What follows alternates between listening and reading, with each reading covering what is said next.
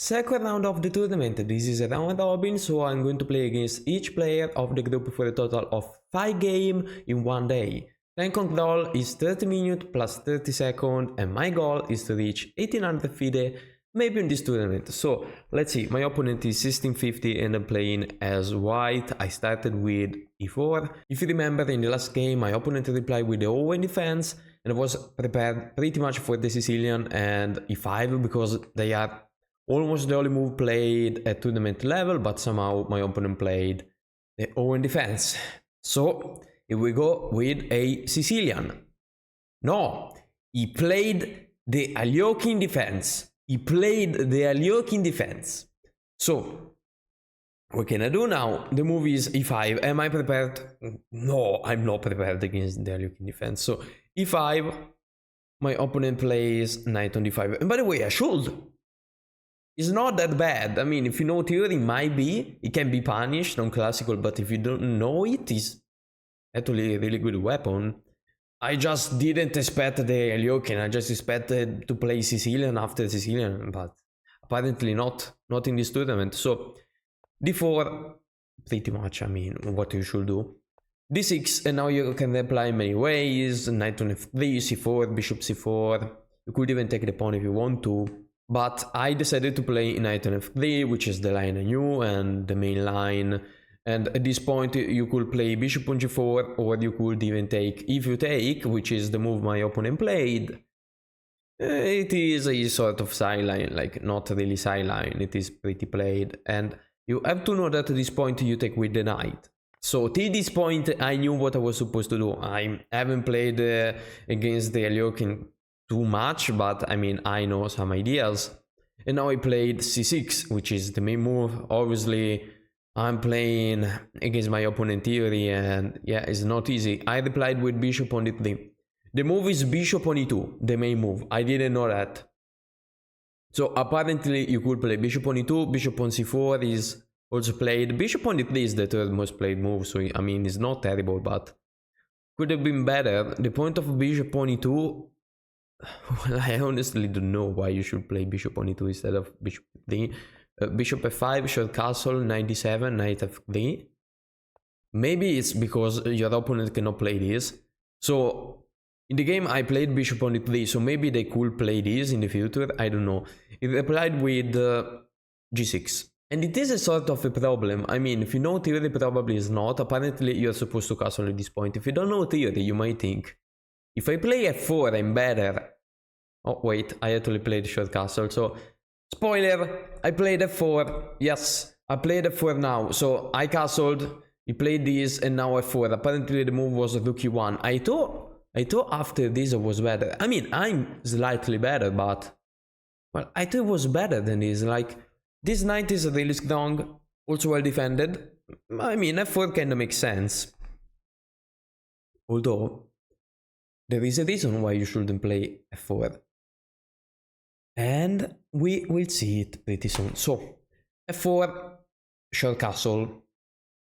I replied with c3. So c3 apparently is inaccurate. I should have played c4 attacking the knight. I didn't play c4 because of knight on before, obviously, attacking the bishop. And then what am I supposed to do? Probably this one.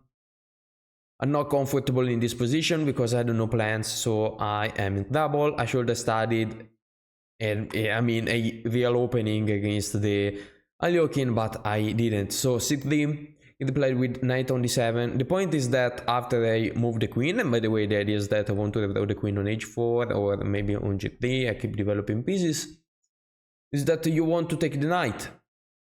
I thought this wasn't the most clever move ever. It is a really good move. The fact is that now looks like I have a ton of space and everything. The fact is that after you play c5, this pawn is just pretty weak. Nothing more than that. So c5 will be the move. My opponent played bishop on e6 instead, which is, I mean, still fine. Just defends the knight. The bishop now is not terrible. If you play e6, the bishop is going to be kind of stupid, probably. So yeah, it is a move that makes sense, even though is blocking the e-pawn, and now you really want to play c5. What can I do against it? I actually didn't do something against it. I was like, okay, if you play c5, I'm just going to play knight on f3, takes, and I take. Or maybe you play this, I take, let's say bishop take, I attack the bishop, something like that. I wasn't really prepared against it. I thought I could have done something, but I wasn't sure what, to be honest. So he didn't play c5, he played queen on e7, still preparing the move, and now I played a3. And I thought I was pretty clever with this move. I actually thought that he couldn't play c5 at this point. My opponent plays c5. And I tell you something, I'm actually correct. But it's not that easy to see why. And by the way, I think he missed this whole idea. The point of a3 is that after I play c4, the knight can't go on before, as simple as that. So I can play this. I don't think you could sacrifice or do something like that. Knight on b6, and now I can play d5. This position looks close to winning. I thought was pretty close to winning at this point. It is only +1. I didn't understand the position at all. And now you can play bishop c8, bishop d7. You play bishop d7, knight on f3. Knight on f3 just defending the pawn. The pawn was attacked twice.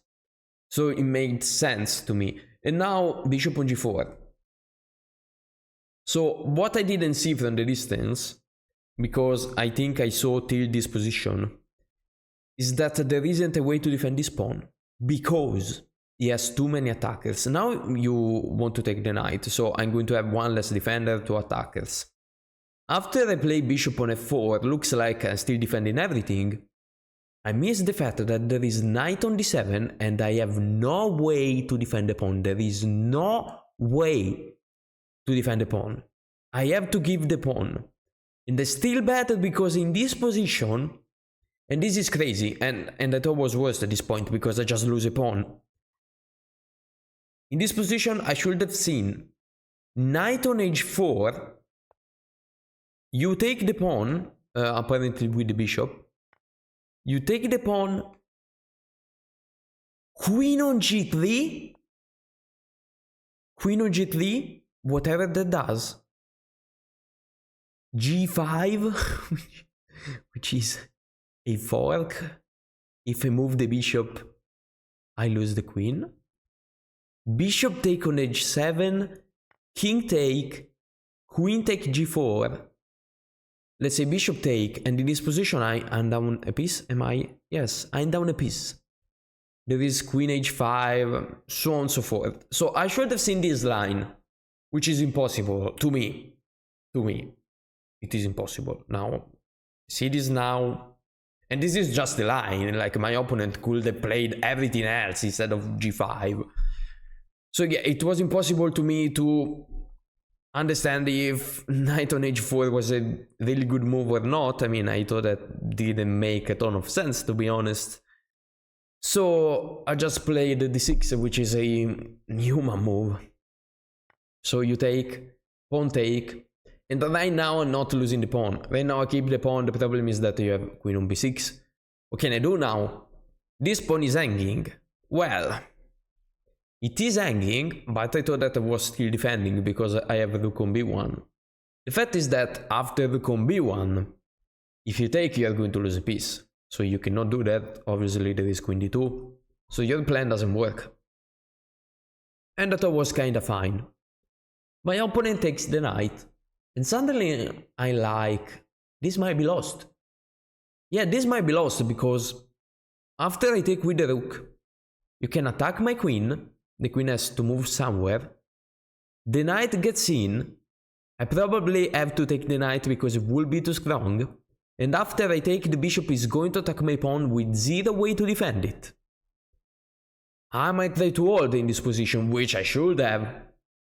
I should have tried to go for something like that. Although, in my beautiful mind, I thought I had a way to defend.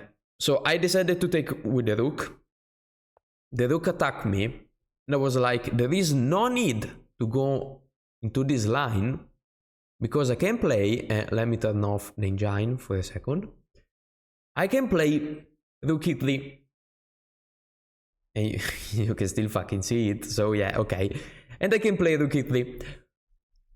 The point was that now you cannot play this, like take, rook take, queen take, just win a piece. And defending everything, if you take, I take with the queen, whatever, you still can't take this pawn. There is a problem. This position is completely lost. Because,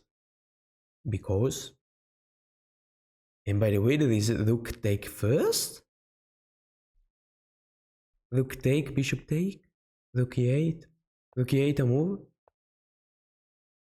Oh, you still take it, okay, I get it. Yeah, but instead of playing that move, there is another completely winning move, which is bishop d4. I totally missed the pin. Like,